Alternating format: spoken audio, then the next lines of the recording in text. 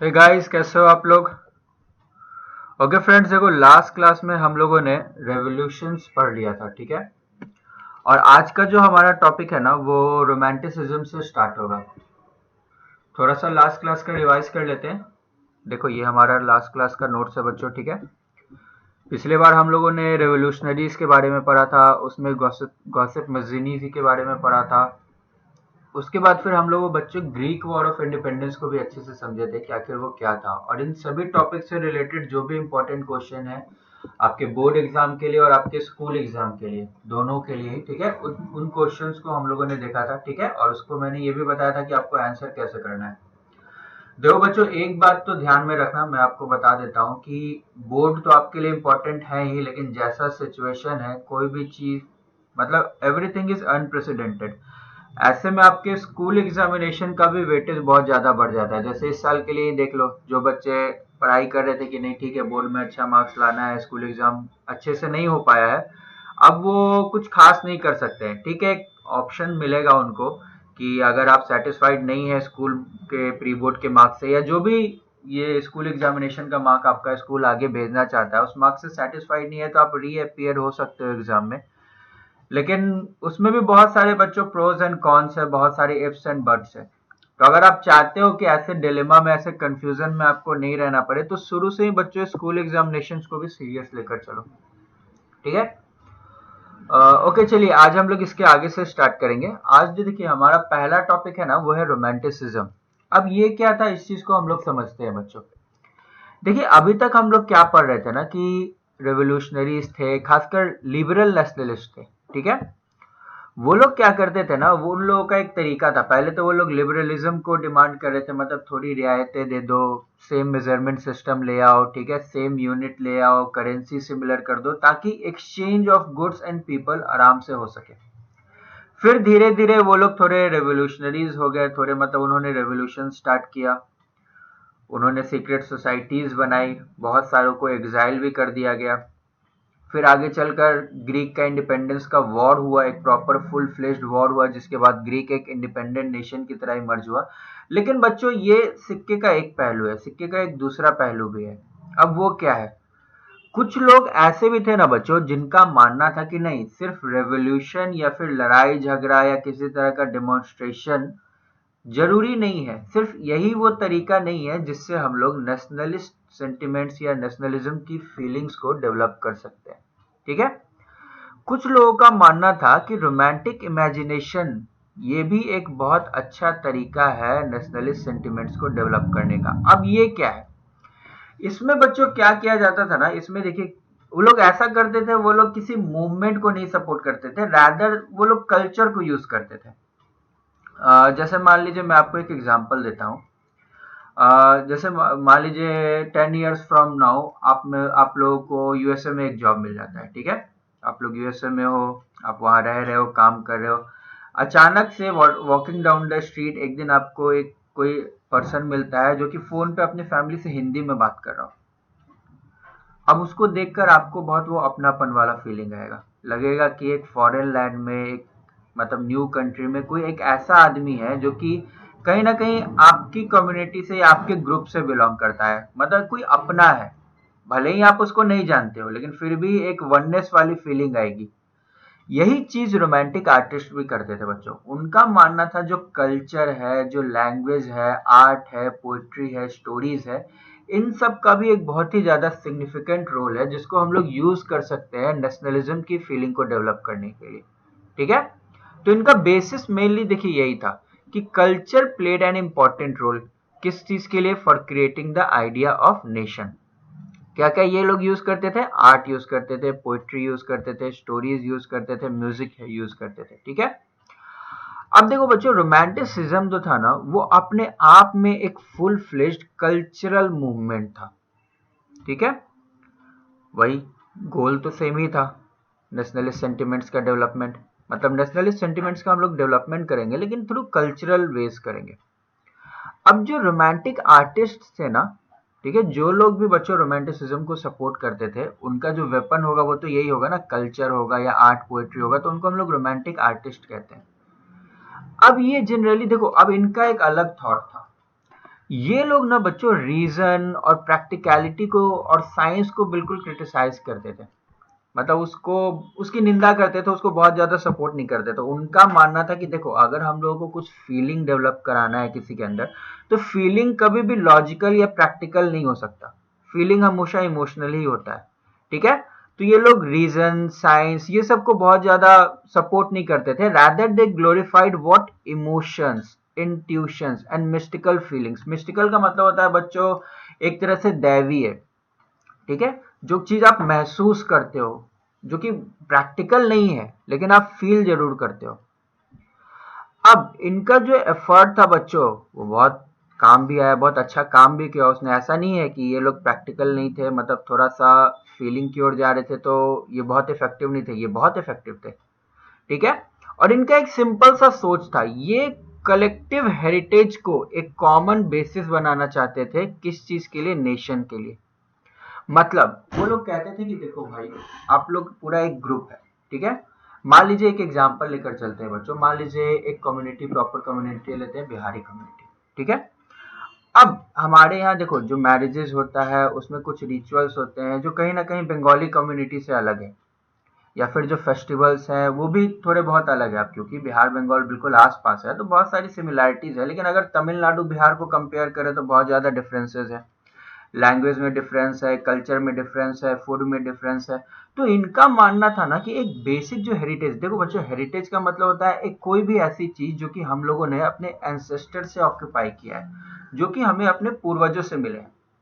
तो हमारे ग्रुप को सब कुछ जो है वो हमारे पूर्वजों से मिला है, तो ये सिमिलैरिटी है उन सभी लोगों में जो कि इस पर्टिकुलर ग्रुप से बिलोंग करते हैं, जो बिहारी ग्रुप से बिलोंग करते हैं। तो मानना था कि इस वो लोग मानते थे, रोमांटिक आर्टिस्ट मानते थे कि इस चीज को बेसिस बनाना चाहिए नेशन का, ठीक। अब ऐसे ही एक आर्टिस्ट थे बच्चों जिनका नाम था जोहानन गॉटफ्रीड हर्डर। अब देखो इनका नाम बहुत इंपॉर्टेंट है, ठीक है। अब इनका मानना क्या था, ये आपसे पूछता है कि हु वाज जोहानन गॉटफ्रीड, आखिर और उनकी फिलॉसफी क्या थी। सबसे पहले तो इनका ये कहना था बच्चों कि अगर आपको, पहले तो मैं आपको ये बता देता हूँ कि ये एक जर्मनी के रोमांटिक फिलोसोफर थे, ठीक है। He was a German philosopher and he supported romanticism. और इनका मानना था कि देखो अगर आपको ट्रू जर्मन कल्चर के बारे में जानना है, या दुनिया में किसी को भी ट्रू सही मायने में जर्मन कल्चर के बारे में जानना है, तो आपको चर्च में जाने की जरूरत नहीं है, किसी राजा से मिलने की जरूरत नहीं है, या फिर किसी पृष्ठ से मिलने की जरूरत नहीं है। आपको ये मिलेगा कॉमन लोगों के बीच में, कॉमन पीपल में, ठीक है। और कॉमन पीपल को ही बच्चों हम लोग जर्मन में कहते हैं दास वॉल्क, ठीक है। तो आपसे पूछेगा, एक मार्क्स में पूछता है व्हाट वाज दास वॉल्क या व्हाट इज दास वॉल्क। तो das volk is common people, simply it is German translation of common people. ऐसे अगर आपसे पूछा what do you mean by das volk, तो आप लोग लिखेंगे कॉमन पीपल, ठीक है। तो हर्डर जी का मानना था कि अगर आपको ट्रू जर्मन कल्चर के बारे में जानना है तो आप आम लोगों से जाकर मिलिए, ठीक है। और किस तरह से आप जान सकते हैं सही मायने में जो कल्चर है ना, उसका स्पिरिट क्या है, उसकी आत्मा क्या है। तो उसकी जो आत्मा है बच्चों वो है फोक सॉन्ग्स, यानी कि जो हमारे रीजनल सॉन्ग्स होते हैं, ठीक है। फिर फोक पोएट्री हो गया, फोक डांस हो गया, ठीक है। उनका मानना था कि ये सारी जो चीजें हैं ना, रीजनल सॉन्ग्स है, रीजनल पोएट्री है, या फिर रीजनल डांसेस है, ये एक्चुअली में सही मायने में कल्चर की आत्मा है, ठीक है। जैसे अगर आप पंजाब में जाते हो तो वहां आपको भांगड़ा देखने को मिलता है, ठीक है। तमिलनाडु में भरतनाट्यम मिलता है। तो this is the actually culture ना बच्चों, कल्चर तो एक्चुअली यही सब चीजें हैं। तो उनका साफ तौर पे कहना था कि ये सारी चीजें हैं जो कि कल्चर की आत्मा है, और इसी से हम लोग इन्हीं सारी चीजों को इकट्ठा करके नेशन क्रिएट कर सकते हैं। और इसको हम लोग क्या कहते थे, इसको हम लोग कहते थे वर्क जिस्ट, ठीक है। ओके, अब देखिए यहाँ से कुछ इंपॉर्टेंट क्वेश्चंस हैं, जैसे who was Johann Gottfried and what was his philosophy, ये आपको 5 मार्क्स में पूछता है, ठीक है। इसके अलावा what do you understand by das walk, ठीक है, या फिर वॉल्क जीस्ट, ये दोनों ही 1 मार्क के क्वेश्चन में आपसे पूछा जाता है। अब देखो बच्चों, इसी में आगे चलकर एक और इम्पोर्टेंट बात था, अब वो क्या है देखिए हम लोग उसको समझते हैं। अब कल्चर का एक और ही बहुत इंपॉर्टेंट टूल होता है बच्चों, वो था लैंग्वेज, ठीक है। अब कौन से लैंग्वेज की यहाँ बात हो रही है, यहाँ पर बात हो रही है वर्नाकुलर लैंग्वेज। वर्नाकुलर लैंग्वेज मतलब रीजनल लैंग्वेज, या वो भाषा जो यूजुअली कॉमन लोगों के द्वारा बोली जाती है।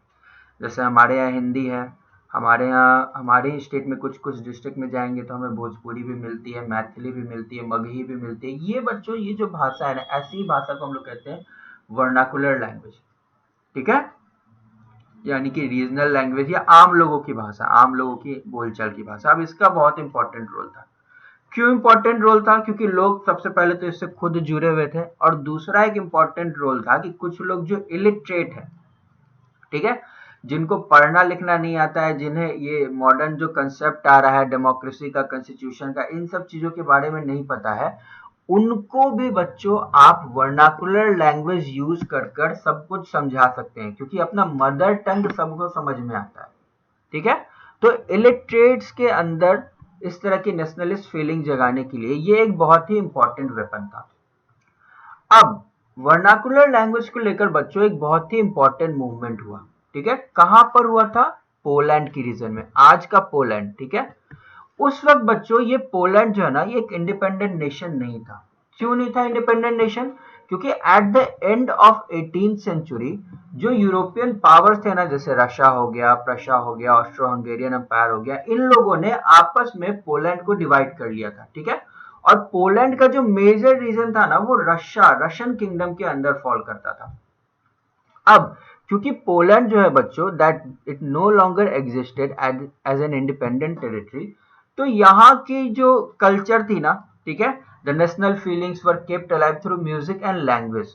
देखिए क्या हुआ, क्योंकि पोलैंड एक अलग देश नहीं बचा था, तो यहाँ के लैंग्वेज को भी जो रशियंस थे वो लोग मतलब डाउनग्रेड करते थे, उसको सपोर्ट नहीं करते थे। कोई आइडेंटिटी नहीं बची पोलैंड की, अपनी कोई पहचान नहीं बची।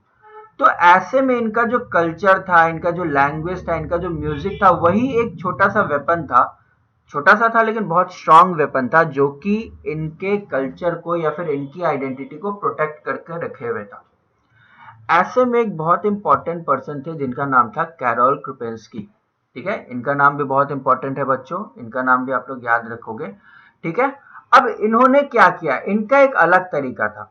ये खुद एक आर्टिस्ट थे, एक म्यूजिशियंस थे, तो इन्होंने जो नेशनल स्ट्रगल था ना बच्चों, उसको कैरी फॉरवर्ड किया थ्रू हिज ऑपराज। ऑपराज होता है बच्चों एक तरह से ऑर्केस्ट्रा। ठीक है, यूरोपियन कल्चर में जो ऑर्केस्ट्रा होता है ना, उसे हम लोग ऑपरा कहते हैं। ऑपरा एक सिंगिंग फॉर्म भी है। ठीक है, तो उन्होंने अपने ही ऑपरास के थ्रू इन नेशनलिस्ट फीलिंग्स को जगाए रखने की कोशिश की। और इसके अलावा जो वहां के पोलैंड के फोक डांसेस थे ना, जैसे पोलराइज था, इसके अलावा मजूरका था, ये दोनों बहुत ही फेमस डांस फॉर्म है बच्चों, इनका भी यूज ये करते थे। किस चीज की तरह? As a nationalist symbol. ठीक है, अब देखो बच्चों, language too played an important role in developing nationalist sentiments. After Russian occupation the Polish language was forced out of schools and the Russian language was imposed everywhere. जैसे ही Russia का control हो गया पोलैंड के reason पे, तो polish language को Russian लोगों ने एकदम खत्म ही कर दिया। रशियन लोग जानते थे कि यहाँ के लोग जो है वो अपने कल्चर को अपने लैंग्वेज के जरिए जिंदा रखने की कोशिश कर रहे थे। उन्होंने पूरा पॉलिश लैंग्वेज को ही खत्म करने की कोशिश की। जितने भी स्कूल्स थे, जितने भी कॉलेजेस थे, वहां से पॉलिश लैंग्वेज को हटा दिया गया कि पॉलिश लैंग्वेज की ना पढ़ाई होगी, ना इस लैंग्वेज को एज अ मीडियम यूज किया जाएगा पढ़ाई के लिए। क्यों? रशियन डोमिनेंस एस्टेब्लिश करने के लिए।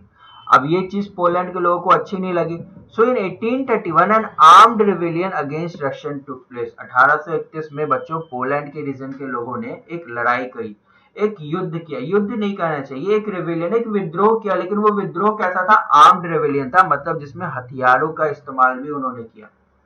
लेकिन क्योंकि रशियंस जो थे वो ज्यादा पावरफुल थे, तो उन्होंने इस मूवमेंट को क्रश कर दिया, खत्म कर दिया। अब देखो बच्चों, इसके आगे देखते हैं क्या हुआ। अब देखिए, पहले यहाँ पर हम लोग मैप पे थोड़ा सा देख लेते हैं चीजों को कि आखिर पोलैंड एक्चुअली है कहाँ। देखो बच्चों, ये वर्ल्ड मैप है, ये आपका यूरोप का मैप है। ये जो रीजन है ना, ये देखिए, ये जो देश है ये पोलैंड है। ठीक है, और ये है रशिया।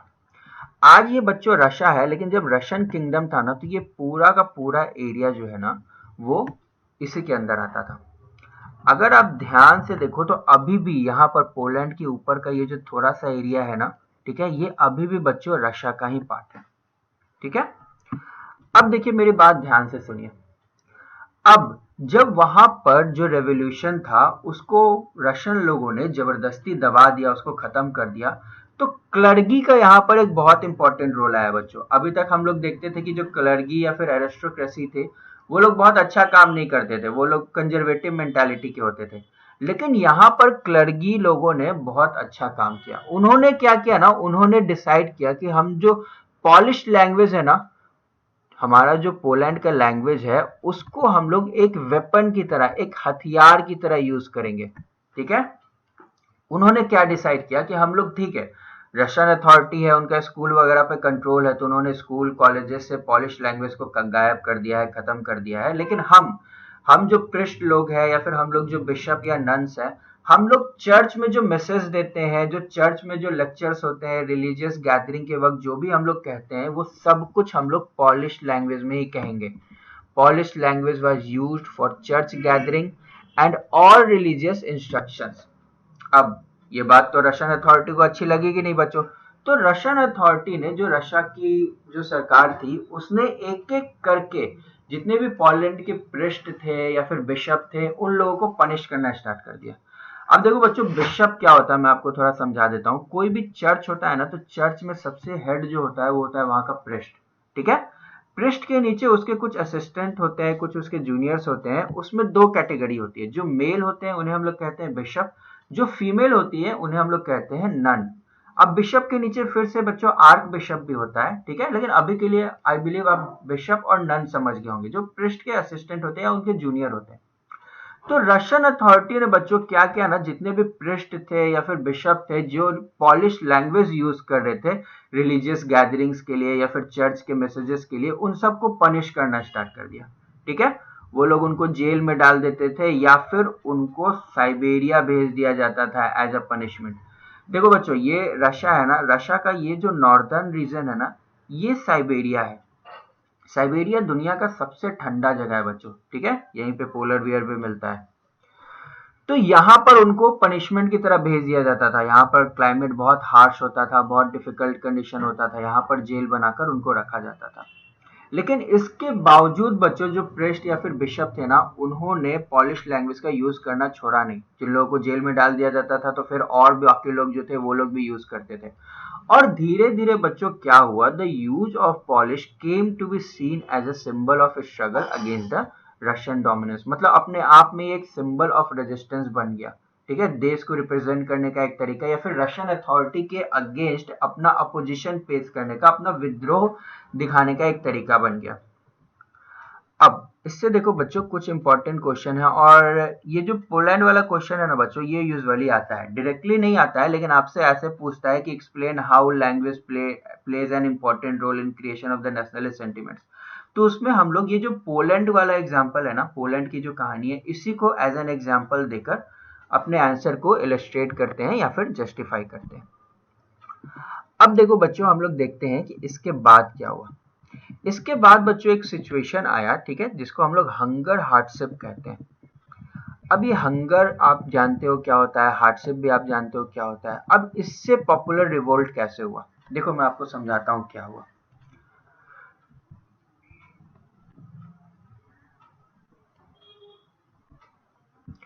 देखिए बच्चों, जो 1830s था ना, इन पर्टिकुलर वो बहुत ही डिफिकल्ट ईयर था। सिर्फ किसी पर्टिकुलर रीजन के लिए नहीं, बल्कि पूरे के पूरे यूरोप के लिए। ठीक है। यूरोप में बहुत ही ज्यादा इसमें इकोनॉमिक हार्डशिप था, बहुत ही ज्यादा पैसों की दिक्कत थी।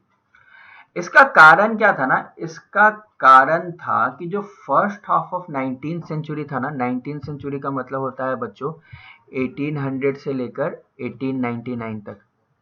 ठीक है। 1800 टू 1899।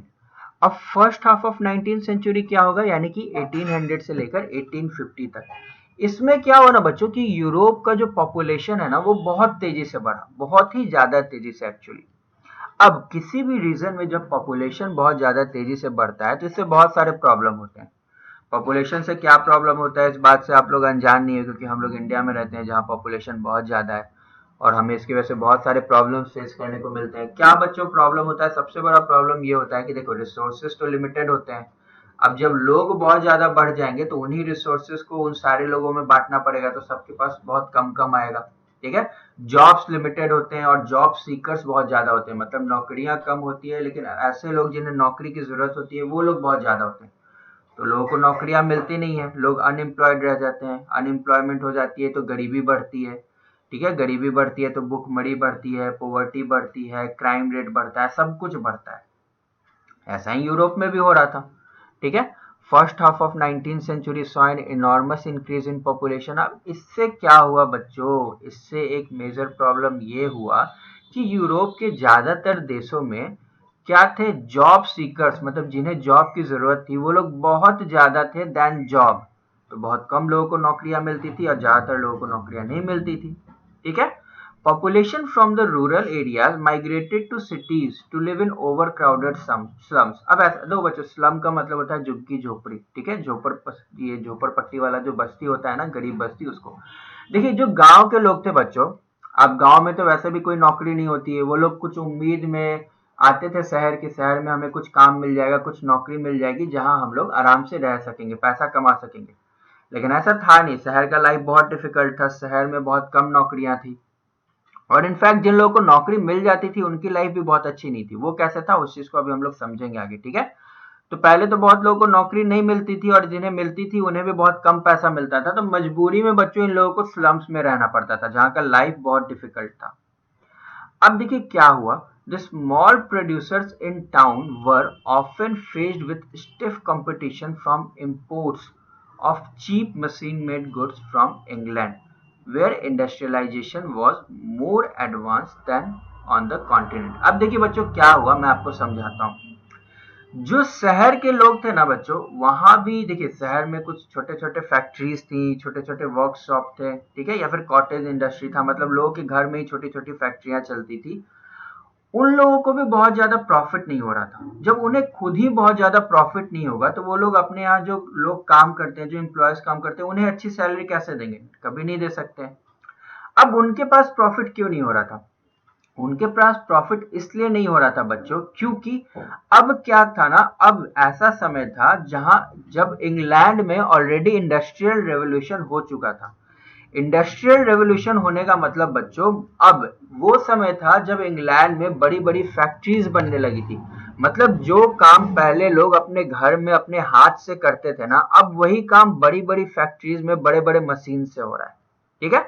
तो अब एक बात पे ध्यान दो बच्चों, मान लीजिए कोई आदमी है, उसके घर में कोई छोटा सा कॉटेज इंडस्ट्री चल रहा है, वो कुछ बनाता है।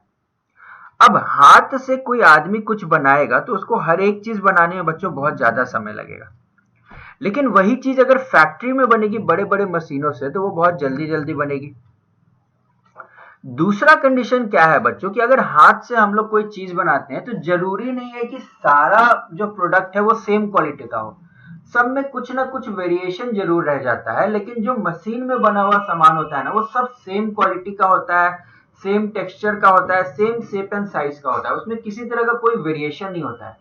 अब इसी वजह से बच्चों जो मशीन के फैक्ट्री के बने हुए प्रोडक्ट्स थे ना, वो बहुत अच्छी क्वालिटी के थे, यूनिफॉर्म थे और इसके साथ साथ चीप भी थे। चीप क्यों थे, क्योंकि मशीन में एक दिन से 1000 प्रोडक्ट बन जाता था, जबकि हाथ से आदमी एक दिन में 10 प्रोडक्ट बनाता था, तो वहां पर प्रोडक्शन बहुत तेजी से हो रहा है, इस वजह से वो चीप थे।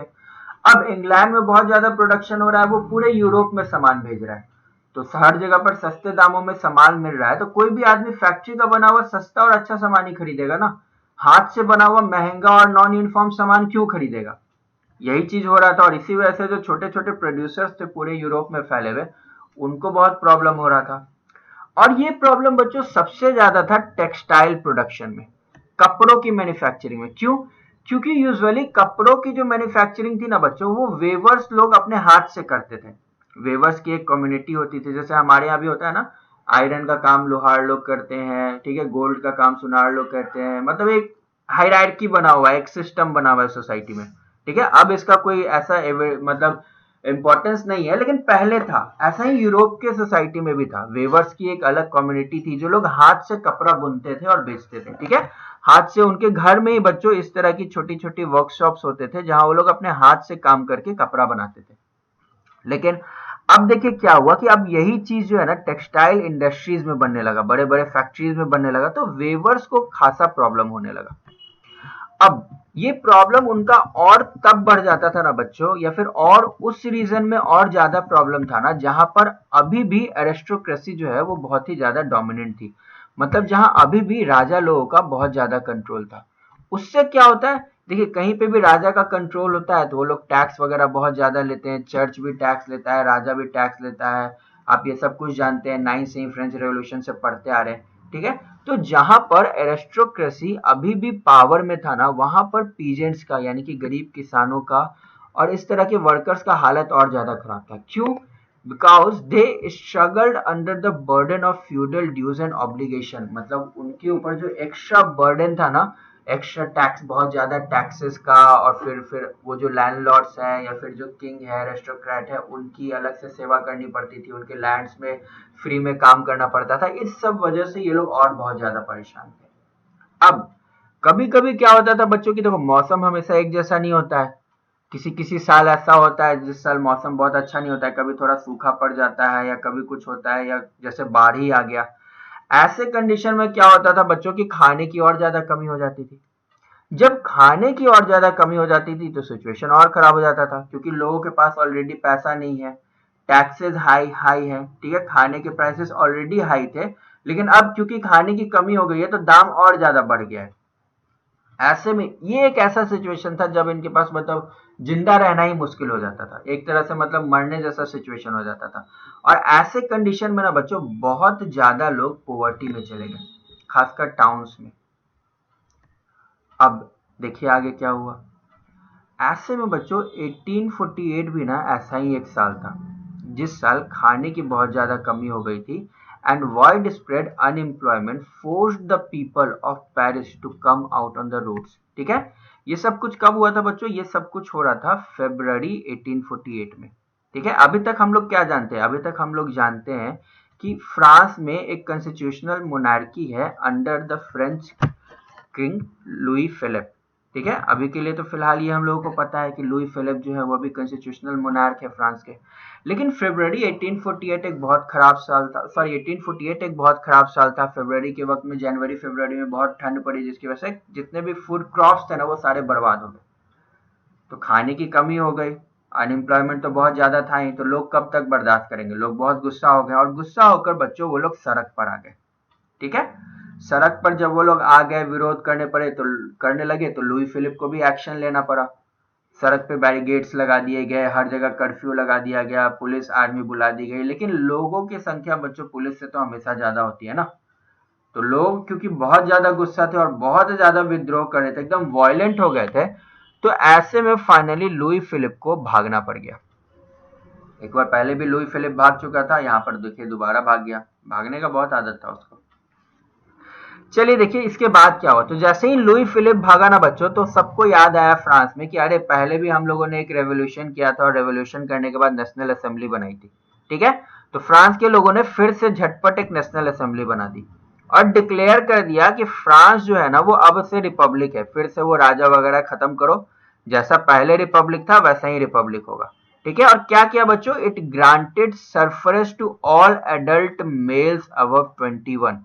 मतलब 21 साल से अधिक उम्र के जितने भी मेल थे, नॉट फीमेल बच्चों, ये बात याद रखिएगा, ठीक है, ये इंपॉर्टेंट है। 21 साल से अधिक उम्र के जितने भी मेल है, irrespective of their financial conditions, मतलब वो गरीब हो अमीर हो इस बात से फर्क नहीं पड़ता है, ठीक है, उन सब को वोटिंग राइट दिया, ठीक है। सरफरेज का मतलब आप लोग जानते हैं, राइट टू वोट होता है वो, ठीक है। और सिर्फ इतना ही नहीं, एक बहुत ही अच्छी चीज लाई गई थी, guaranteed them right to work. मतलब आपको काम करने का भी अधिकार है, सिर्फ वोट देने का अधिकार नहीं, काम का भी अधिकार है। मतलब सरकार आपको नौकरी भी प्रोवाइड करेगी। अब ये बहुत अच्छी चीज थी।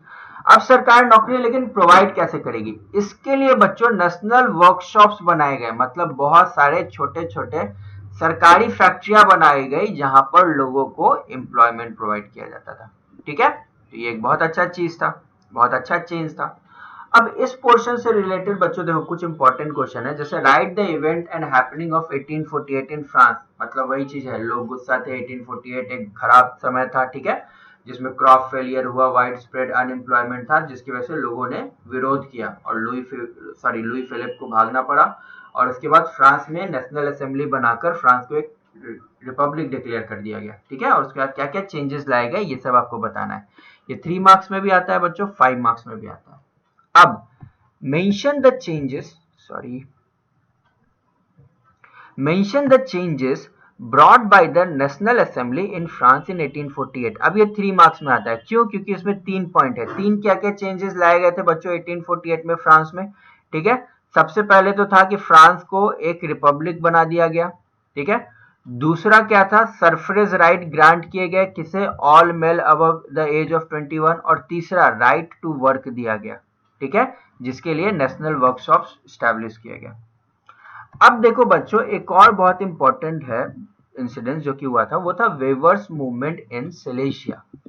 अब ये क्या है? सिलेशिया जो है ना बच्चों, वो एक रीजन है यूरोप में, खासकर इसको सेंट्रल यूरोप का एक बड़ा सा रीजन है। इसका कुछ हिस्सा पोलैंड में आता है, ज्यादातर हिस्सा पोलैंड में फॉल करता है, कुछ हिस्सा जर्मन स्टेट में भी है, ठीक है, और कुछ हिस्सा थोड़े से फ्रेंच रीजन में भी जाता है।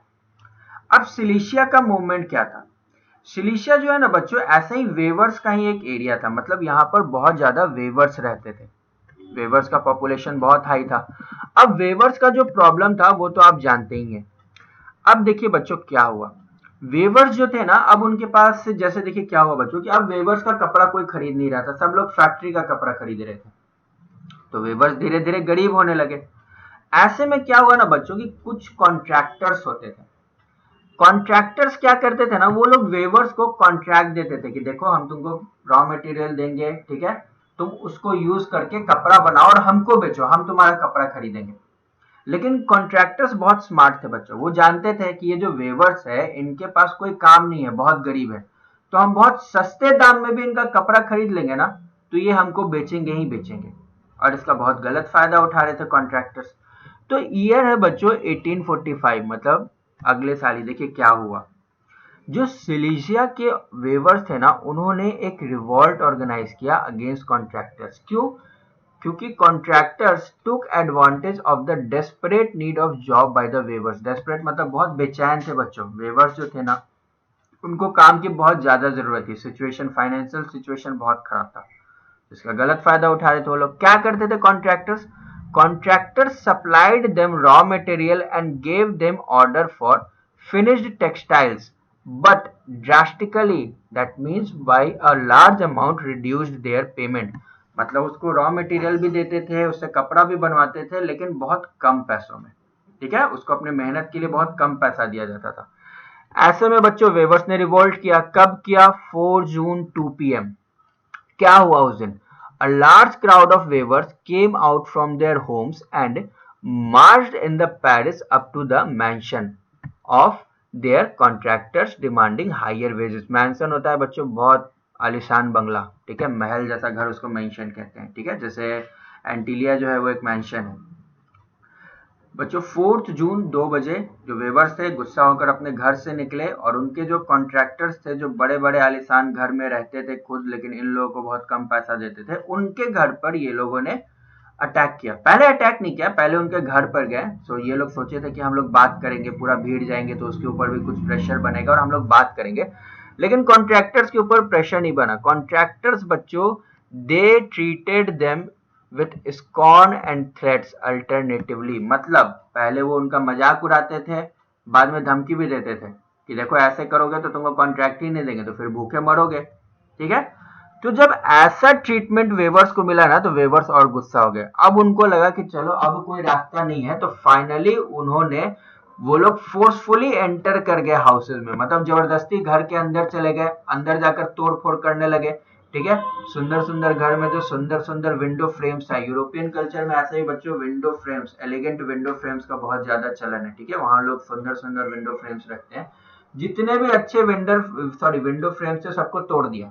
इसके अलावा फर्नीचर्स को भी बर्बाद किया, और पोर्सिलेन यानी कि चीनी मिट्टी के जो बर्तन थे ना, सुंदर सुंदर लग्जरियस पॉट्स, उनको भी खराब कर दिया। एक ग्रुप और था वेवर्स का, वो तो सीधे स्टोर हाउस में ही चला गया, ठीक है। स्टोर हाउस में जो कॉन्ट्रैक्टर्स थे ना बच्चों, उन्होंने पहले से बहुत सारे कपड़े जमा करके रखे थे ताकि उनको मार्केट में सप्लाई कर सके और बेच सके, ठीक है। ऐसे में ये लोग जो थे ना, ये वेवर्स गए और जितने भी कपड़े थे ना सबको बर्बाद कर दिया कि लो हमें पैसा नहीं देते हो ना, रखो अपना कपड़ा, और सारे कपड़े को बच्चों पीसेस में तोड़ दिया। ठीक है, तोड़ा नहीं, पीसेस में काट दिया, फाड़ दिया सारे कपड़ों को कि लो अब सप्लाई करो इसको। इससे कॉन्ट्रैक्टर्स का बच्चों बहुत ज्यादा लॉस हुआ। फिर भी उस वक्त तो वो कुछ कर नहीं सकते थे क्योंकि वेवर्स बहुत लार्ज नंबर में वहां प्रेजेंट थे। तो जितने भी कॉन्ट्रैक्टर्स थे ना वो अपने फैमिली के साथ भाग गए पड़ोसी गांव में, ठीक है, दूसरे गांव में भाग गए, लेकिन वहां भी उन्हें कोई खास सपोर्ट नहीं मिला। ठीक है, क्यों खास सपोर्ट नहीं मिला? क्योंकि ये जो वेवर सॉरी कॉन्ट्रैक्टर्स थे ये थे तो बदमाश ही, उस गांव में भी रहते तो वेवर्स ही थे ना, वो लोग डायरेक्टली पार्टिसिपेट नहीं कर रहे थे रिवॉल्ट में, लेकिन उन्होंने मना कर दिया कि नहीं, हम अपने गांव में आपको नहीं रखेंगे, यहाँ पर जगह नहीं देंगे। ठीक है, तो जब वहां के लोगों ने उन्हें शेल्टर के लिए मना कर दिया, रहने की जगह नहीं दी, तो वो वापस सोचे कि अब तो कुछ नहीं होगा, वापस आना पड़ेगा, लेकिन इसके पहले उन लोगों ने राजा से मदद मांगी। तो राजा ने बच्चों इन कॉन्ट्रैक्टर्स को आर्मी प्रोटेक्शन दे दिया कि ठीक है आप जाइए अपने घर, वापस जा सकते हैं, लीजिए मैं आपको थोड़ी सी आर्मी दे रहा हूँ, इसको साथ लेकर जाइए। तो 24 घंटे के बाद ये जो वेवर्स थे ना वो आर्मी के साथ अपने घर अपने गांव वापस आ गए। अब वहां वेवर्स पहले से ही मौजूद थे। जब वो लोग देखे कि कॉन्ट्रैक्टर्स वापस आ रहे हैं तो फिर से उन लोगों ने मतलब अटैक करना स्टार्ट कर दिया, लेकिन इस बार तो कॉन्ट्रैक्टर्स के साथ आर्मी थी, तो आर्मी ने भी अटैक किया, आर्मी ने गोलियां भी चलाई, और इस इवेंट में बच्चों 11 वेवर्स की डेथ हो गई थी आर्मी की गोली लगने की वजह से। ठीक है, चलो तो यहां से हमारा क्वेश्चन बच्चों ये आता है कि right a short note in weavers movement of Silesia. 3 to 5 marks में ये आता है। अब इसके बाद क्या हुआ बच्चों? इसके बाद 1848 में ना जो लिबरल्स थे उन्होंने अपने तरीके से मूवमेंट स्टार्ट किए, उनका तरीका अलग था मूवमेंट करने का। ठीक है, और एक बहुत ही इंपॉर्टेंट इंसिडेंट हुआ जिससे मतलब क्वेश्चन आता ही आता है, मतलब आप कह सकते हैं बोर्ड का एक बहुत ही फेवरेट क्वेश्चन है, वो है Frankfurt parliament. Right a short note in Frankfurt parliament, 5 number में बहुत बार बोर्ड्स में आया है और बहुत बार स्कूल एग्जामिनेशन में भी आता है। ठीक है, जो भी इंपॉर्टेंट क्वेश्चन होता है बोर्ड के पॉइंट ऑफ व्यू से वही क्वेश्चन आपके स्कूल में भी यूजुअली दिए जाते हैं। अब देखो बच्चों ये सब स्टार्ट कैसे हुआ, जैसे फ्रैंकफर्ट तक पहुंचने से पहले आखिर ये जो सिचुएशन था ये क्या था, इस चीज को हम लोग समझेंगे। Events of February 1848 in France had brought about the abdication of monarch and a republic based on universal male suffrage was proclaimed। अब देखो बच्चों इस वर्ड को मैंने रेड में हाईलाइट किया है क्योंकि ये वर्ड अपने आप में बहुत स्पेशल है। देखिए यहाँ क्या लिखा हुआ है, आप लोगों ने यूनिवर्सल एडल्ट सफरेज के बारे में सुना होगा, क्लास 9th में भी सुना होगा, उसके पहले भी सुना होगा। ठीक है, 10th में भी आप लोग पॉलिटिकल साइंस में सुनोगे। यूनिवर्सल एडल्ट सफरेज क्या होता है? जहां जितने भी एडल्ट है इररिस्पेक्टिव ऑफ देयर जेंडर, ठीक है, financial condition, caste, creed, place of birth, इन सब चीजों पर ध्यान नहीं देते हुए जितने भी एडल्ट है उन सभी को वोटिंग राइट्स दिया जाता है। लेकिन अभी अभी हम लोगों ने पढ़ा ना बच्चों कि ये चीज फ्रांस में था लेकिन सिर्फ मेन के साथ था, वुमेन के साथ नहीं था, इसीलिए यहाँ पर यूनिवर्सल एडल्ट सफरेज नहीं यूनिवर्सल मेल सफरेज लिखा हुआ है। ठीक है, तो बच्चों फरवरी 1848 में फ्रांस में जो कुछ भी हुआ उसके बाद फ्रांस में मोनार्की को पूरी तरह से खत्म कर दिया गया था, एब्डिकेट कर देना मतलब रिजेक्ट कर देना, पूरी तरह से एकदम डिस्ट्रॉय कर देना, और फ्रांस को एक रिपब्लिक बना दिया गया था। किस चीज पे बेस्ड होकर? Based on universal male suffrage. अब ये बात बच्चों फ्रांस में बाकी हिस्सों में भी पता चली तो वो लोगों के अंदर भी कुछ चेंजेस आएगा। In other parts of Europe, where independent nation state did not yet exist, members of the educated middle class took advantage of the growing popular unrest to push their demand for the creation of nation state on parliamentary principles such as a constitution, freedom of press and freedom of association।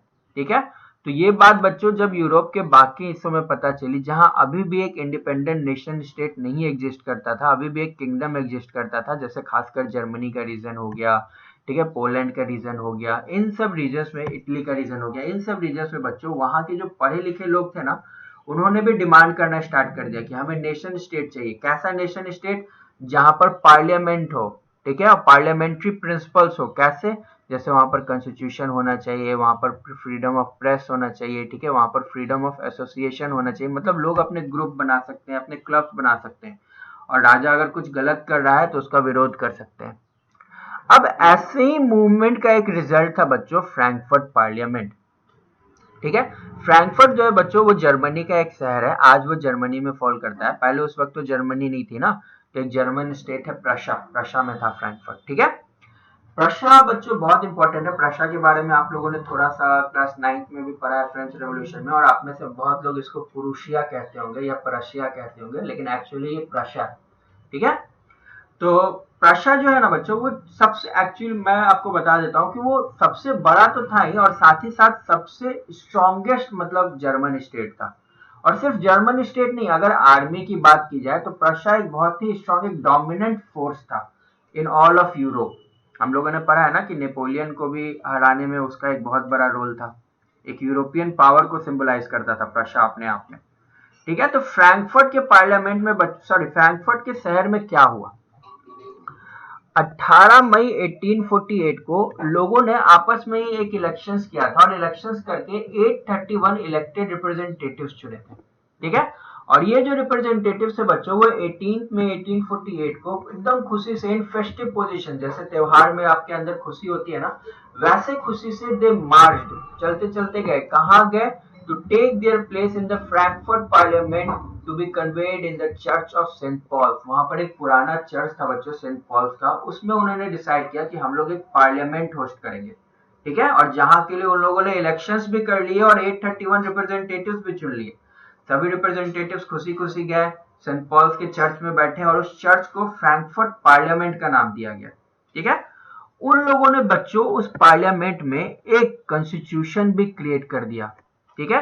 Constitution बना लिया, दे drafted a constitution, और उसके बाद उन्होंने decide किया कि हम लोग जर्मनी को यूनिफाई करेंगे, जितने भी जर्मन स्टेट्स है ना, उन सबको इकट्ठा करके एक जर्मनी बनाएंगे। और ये जो जर्मनी होगा ना, यहाँ पर मोनार्की होगा, क्योंकि ये लोग जानते थे बच्चों की अचानक से बहुत बड़ा चेंज लाना पॉसिबल नहीं होता है, चेंज धीरे धीरे ही लाया जा सकता है। तो इन्होंने कहा कि ठीक है, एक मोनार्की होगा, but the monarchy will be subject to parliament. मतलब मोनार्की होगा, लेकिन मोनार्की जो है ना, वो पार्लियामेंट उस पर कंट्रोल कर सकती है। जैसे हमारा देश है, हमारे देश में प्राइम मिनिस्टर है, प्रेसिडेंट है, लेकिन प्राइम मिनिस्टर जैसे बच्चों हेड ऑफ द गवर्नमेंट है, तो prime minister is answerable to our parliament ना। या फिर प्राइम मिनिस्टर, हमारे देश में तो इनफैक्ट ये भी होता है कि प्राइम मिनिस्टर कौन बनेगा ये भी पार्लियामेंट में ही डिसाइड होता है। लेकिन वहां पर ये फर्क होगा कि राजा होगा, राजा बर्थ से ही होगा, लेकिन राजा जो है उसको पार्लियामेंट में क्वेश्चंस को आंसर करना पड़ेगा। पार्लियामेंट जो है वो राजा से क्वेश्चन कर सकती है, राजा को गलत काम करने से रोक सकती है। ठीक है। राजा को किसी तरह से कुछ ऑर्डर्स भी छोटे छोटे दे सकती है। इस तरह का एक सिस्टम होगा जर्मनी में, ऐसा इन्होंने डिसाइड किया। अब ऐसा डिसाइड करने के बाद अब इनके पास था कि चलो, अब राजा है तो कोई ना कोई राजा तो चाहिए ना। अब जैसा कि बच्चों प्रशा जो है वो सबसे स्ट्रांग और सबसे डोमिनेंट स्टेट था पूरे जर्मन रीजन का, तो ये लोग उस वक्त जो प्रशा का किंग था ना, उसका नाम था फ्रेडरिक विल्हेम फोर। बच्चों ये नाम याद रखिएगा। ठीक है। ये नाम इंपॉर्टेंट है, इससे बेस्ड क्वेश्चन आता है कि फ्रैंकफर्ट पार्लियामेंट में किसको ऑफर किया गया था लीडरशिप या मोनार्की बनने का चांस। तो वो थे फ्रेडरिक वेलहेम फोर्ड, जो कि प्रशा के किंग थे। इनको फ्रैंकफर्ट पार्लियामेंट के रिप्रेजेंटेटिव्स ने ऑफर किया कि ठीक है, देखिए आप राजा बन जाइए, पूरे जर्मनी को हम लोग यूनिफाई करेंगे मिलकर, आप राजा बनिएगा। आप अभी तो आप सिर्फ प्रशा के राजा हैं, आगे चलकर आप पूरे जर्मनी के राजा बन जाइएगा, लेकिन एक कंडीशन है कि आप एक पार्लियामेंट को रिपोर्ट करोगे, एक पार्लियामेंट आपको कंट्रोल करेगा। अब फ्रेडरिक विल्हेम फोर को यह बात पसंद नहीं आई। क्यों पसंद नहीं आई बच्चों? क्योंकि वो खुद एक मोनार्क था, वो खुद एक राजा था, तो इस तरह के जो पार्लियामेंट्री या कॉन्स्टिट्यूशनल चेंजेस है उसको वो सपोर्ट नहीं करता था। तो फ्रेडरिक विल्हेम फोर ने इस ऑफर को रिजेक्ट कर दिया, और रिजेक्ट करने के बाद और भी जो बाकी के प्रशन स्टेट्स थे, ठीक है, सॉरी, बाकी के जो जर्मन स्टेट्स थे, उनके जो किंग्स थे ना, उनके साथ ये मिल गया, और सब लोगों ने मिलकर बच्चों फ्रैंकफर्ट पार्लियामेंट को अपोज करना स्टार्ट कर दिया। ठीक है। He joined other monarchs to oppose the elected assembly. अब while the opposition of the aristocracy and the military became stronger, the social basis of parliament eroded. अब ये क्या हुआ? देखो, ये एक बहुत इंपॉर्टेंट बात है। एक तरफ से तो बच्चों फ्रैंकफर्ट पार्लियामेंट के ऊपर ये जितने भी राजा लोग थे, चाहे वो फ्रेडरिक विल्हेम फोर हो या फिर जितने बाकी के और जो जर्मन स्टेट्स थे, उनके जो किंग्स थे, वो लोग अपने तरफ से पूरा प्रेशर बना रहे थे। इनफैक्ट वो लोग अपनी आर्मी भी डिप्लॉय कर रहे थे इनके अगेंस्ट में। ये तो बाहर से एक अपोजिशन हो रहा था इनके अगेंस्ट में, लेकिन इनके अंदर भी प्रॉब्लम होने लगा। अंदर क्या प्रॉब्लम हो रहा था? जो इलेक्टेड रिप्रेजेंटेटिव थे वो लोग पढ़े लिखे थे, टैक्स पेयर्स थे, तो वो लोग चाहते थे देश को डेवलप करना उस पैसे से, ठीक है, एक अच्छे से फॉरवर्ड डायरेक्शन में नेशन को ले जाना। लेकिन पीजेंट्स के भी कुछ डिमांड थे, जो वर्कर्स थे, गरीब लोग थे, उनके भी कुछ डिमांड्स थे। अब ये मिडिल क्लास के जो लोग थे ना, वो उनके डिमांड से बहुत ज्यादा एग्री नहीं करते थे, क्योंकि ये लोग पढ़े लिखे थे, इनके पास थोड़ा पैसा भी था, तो ये देश को आगे ले जाने में विश्वास करते थे। और जो गरीब लोग थे वो लोग कुछ और सोचते थे, वो लोग सोचते थे नहीं फार्मिंग में हेल्प करना चाहिए, पहले गरीबी खत्म करो, ये सब उनका डिमांड था। तो आपस में ही इनके बीच में ना थोड़ा सा रेजिस्टेंस होने लगा। देखिए, the parliament was dominated by the middle class, मतलब ज्यादातर जो रिप्रेजेंटेटिव थे वो मिडिल क्लास के थे, who resisted the demands of workers and artisans and consequently lost their support। अब देखो बच्चों, ये लोग जब गरीब लोगों को या फिर गरीब लोगों के डिमांड्स को सपोर्ट नहीं कर रहे थे, तो गरीब लोग आखिर इनको क्यों सपोर्ट करेंगे? तो जितने भी पुअर लोग थे उन लोगों ने फ्रैंकफर्ट पार्लियामेंट को सपोर्ट करना छोड़ दिया। तो अब दोनों तरफ से फ्रैंकफर्ट पार्लियामेंट वीक पड़ने में लगा। एक तो बाहर से इसका अपोजिशन हो ही रहा था, दूसरा इसके अंदर में भी सभी लोग इसको सपोर्ट नहीं कर रहे थे।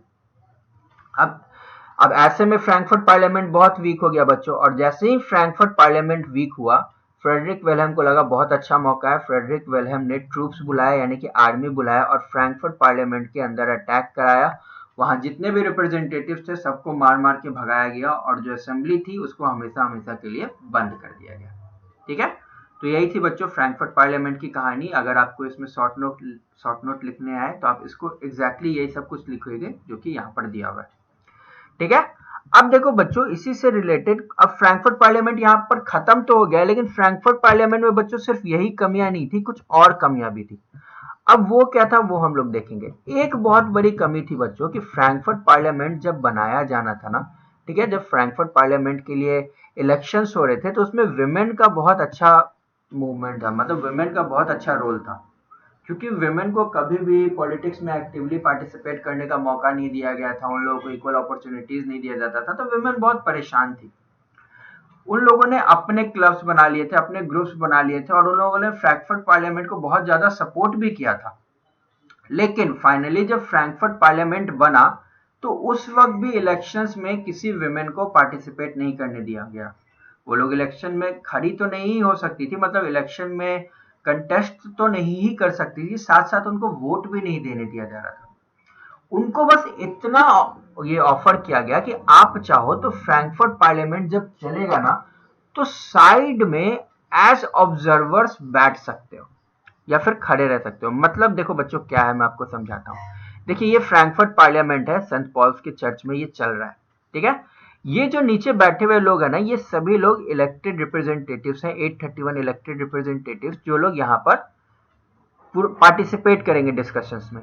कुछ लोग पीछे बैठे हुए हैं, दे आर ऑब्जर्वर्स, वो डिस्कशन में पार्टिसिपेट नहीं करेंगे लेकिन देख सकते हैं कि आखिर पार्लियामेंट में क्या हो रहा है। जो विमेन थी ना बच्चों, उनको यहाँ ऊपर में रखा जाता था। ठीक है, कि आप यहाँ बस ऊपर में खड़े होकर देख सकते हो कि यहाँ क्या हो रहा है, बस इतना ही अधिकार है आपके पास।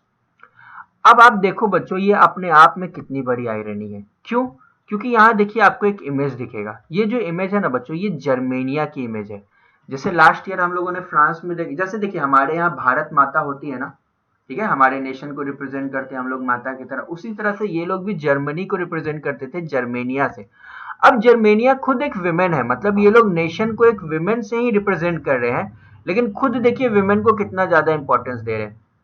विमेन का कोई इंपॉर्टेंस नहीं है। ठीक है, इतना एक्टिव पार्टिसिपेशन के बावजूद, इतनी मेहनत के बावजूद उनको क्या मिला कि बस आप शांति से ऊपर खड़े रह के देख सकते हैं, इससे ज्यादा कुछ और नहीं कर सकते। अब ये बहुत खराब बात थी अपने आप में, ये भी एक आयरनी है। तो इस वजह से बच्चों ये भी एक रीजन था जो फ्रैंकफर्ट पार्लियामेंट थोड़ा वीक हुआ, उन्हें विमेन का कुछ खासा सपोर्ट नहीं मिला। देखिए यहाँ पर दिया गया है,